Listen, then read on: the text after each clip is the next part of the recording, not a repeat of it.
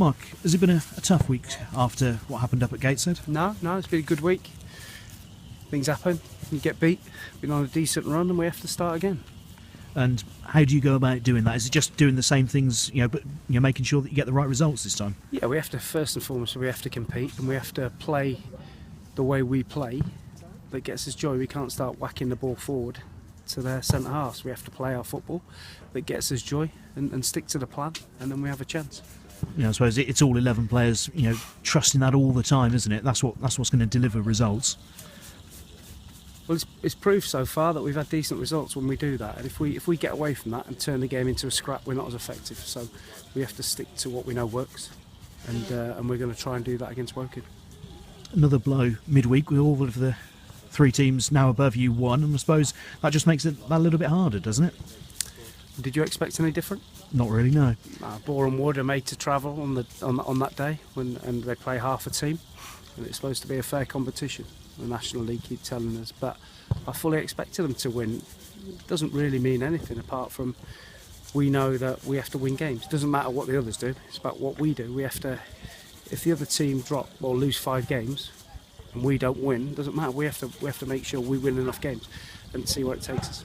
And I suppose if you can start getting on a run, then you put the pressure on them, don't you? And they're worrying about you.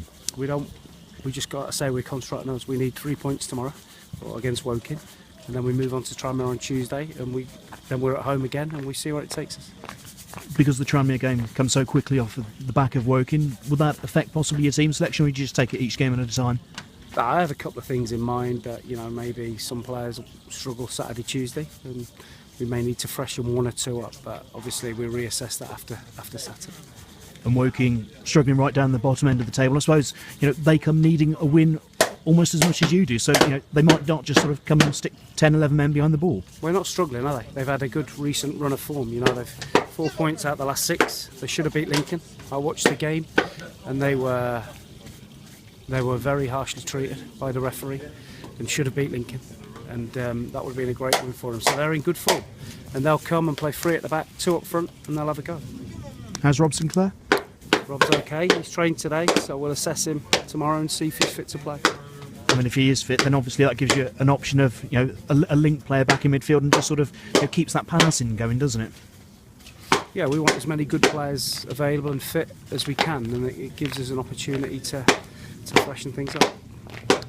And finally, you spoke about taking chances up at Gateshead. I suppose it is just those fine margins, isn't it? A couple of those that hit the post go in, and suddenly it's a different result.